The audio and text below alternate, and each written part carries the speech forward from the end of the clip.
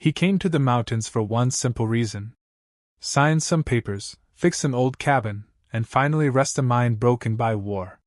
But the moment his boots hit that snow-covered porch, something shifted. The wind whispered his name. Something ancient was waiting beneath the ice. What if you inherited more than a cabin? What if you inherited a destiny that powerful men would kill to bury? Ethan Hale, a battle-scarred Navy SEAL, thought he was coming home to silence. Instead, the mountain chose him.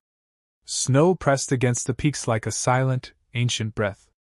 Ethan guided his truck up the final icy road, headlights slicing through the falling white. At 37, he carried the body of a warrior, broad shoulders, square jaw, short dark hair already streaked with gray. His storm-blue eyes held ghosts that never slept.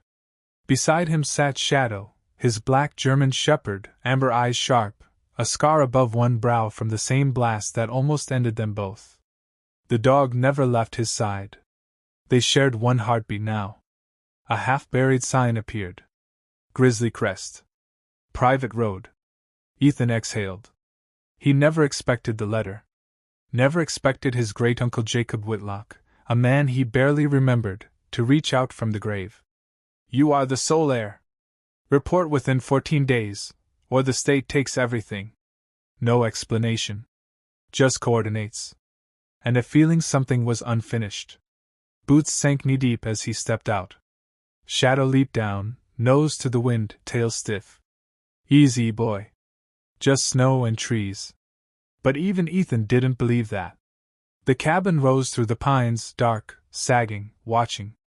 A lantern swayed by the door though no wind touched it. He pushed inside. The place smelled of pine dust and dead fires. Then he saw it. Drawers yanked open. Muddy bootprints that weren't Jacob's. A handprint on the back window. Shadow growled low.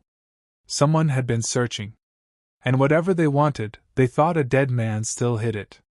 Imagine walking into a quiet cabin, and realizing you just stepped into a hunt that started centuries ago. Ethan locked the door, lit the lantern. Shadows stretched long across the wall. He came for paperwork. The mountain had other plans. Morning light crept thin and silver through the trees. Ethan stepped outside. Shadow froze, ears forward. A soft crunch in the snow. He reached for his pistol, then stopped. A woman emerged from the pines carrying a little girl on her hip. Tall, pale, dark hair loose and wild, green eyes full of fear and fire. She wore an old coat too big for her, cinched tight. The child, maybe 5, honey blonde curls under a pink hat, clung like a koala. Ethan lowered his hand. You're on private land. Her voice came soft, shaking. My name is Clara Whitlock. This is my daughter, Emily. We need to talk about Jacob. The name hit like ice water. She stepped closer. Jacob was my father. And he was the last keeper of the Took. Shadow paced, reading every heartbeat. Clara continued. The Took lived here long before any town. Guardians of this mountain. The government erased them. Records burned. People scattered. My father was the last one taught the old ways. And the keeper's duty has to pass on. It can only pass to a man. So he chose you. Ethan stared into the endless pines. He came for a cabin. Instead he was handed a bloodline, a secret, and a fight older than America itself. Why now? He asked. Clara led him deeper into the forest, Emily on her hip, Shadow scouting ahead. She stopped at fallen pines, brushed away snow, revealed a hidden wooden door in the earth. The spirit shed. Inside, stone steps dropped into darkness. Lantern light revealed shelves of wonders, a carved cedar mask, bundles of ancient cloth, a stone disc etched with a moving sun. Clara opened an old box. Inside, a deerskin map painted with symbols that pulled at Ethan's soul. The map to the heart of the Took, she whispered. The last sacred place. And someone is coming to make sure it stays buried forever. That afternoon, a white van rolled up. Too clean for these roads. Smithsonian Cultural Recovery Team, the side read.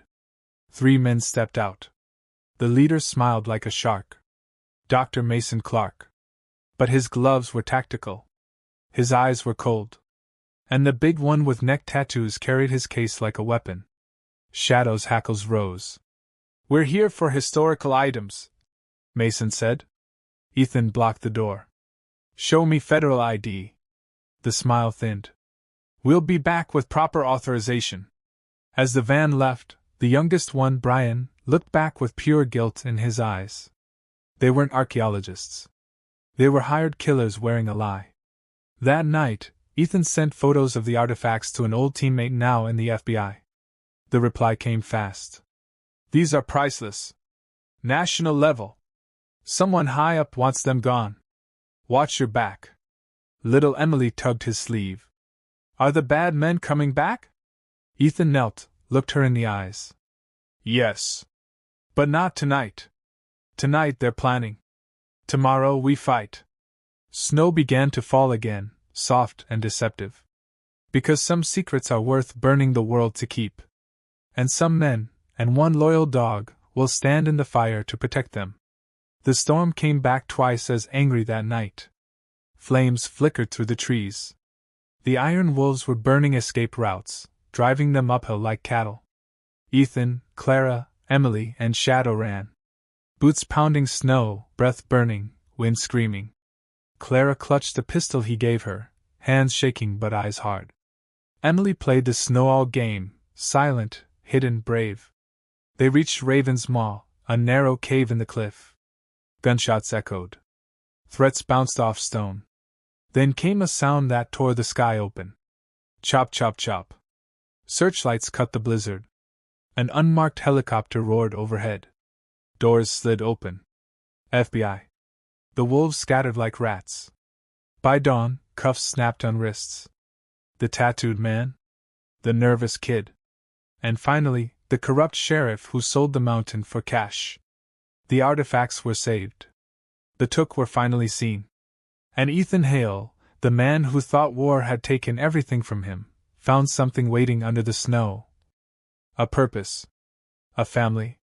A German shepherd who now guarded 2 little girls and 1 woman who smiled like spring after the longest winter. Sometimes God doesn't send thunder.